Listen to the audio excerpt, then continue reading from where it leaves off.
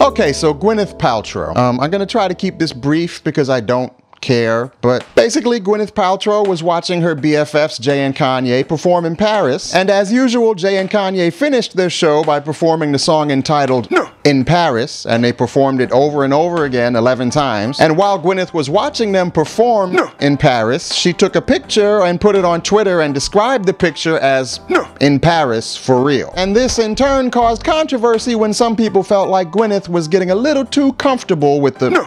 So okay, did Gwyneth Paltrow mess up? Did she get too comfortable with the "nuh"?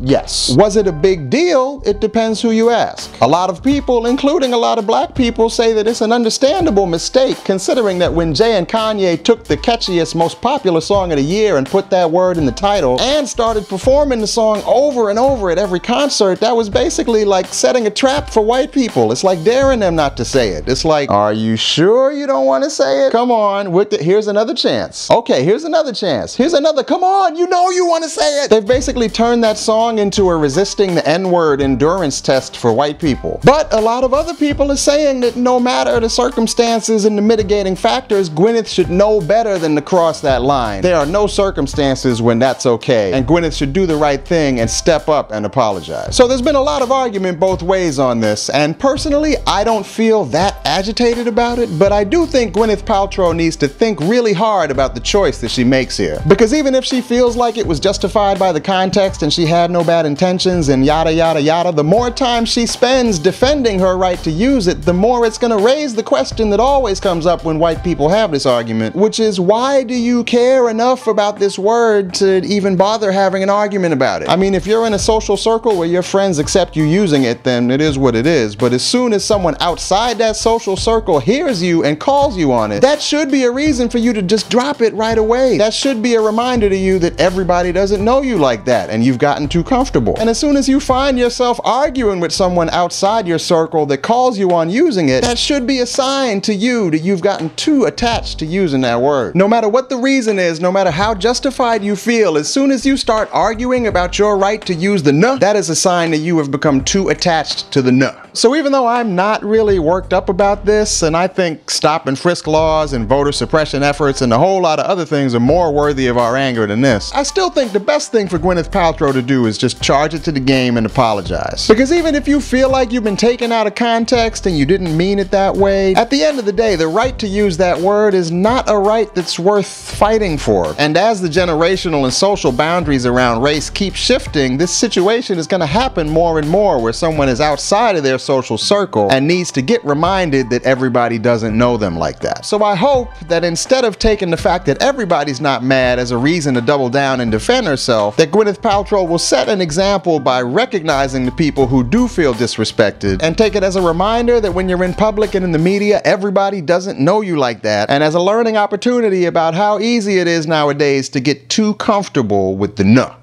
And if she could stop rapping so much, that would be good too.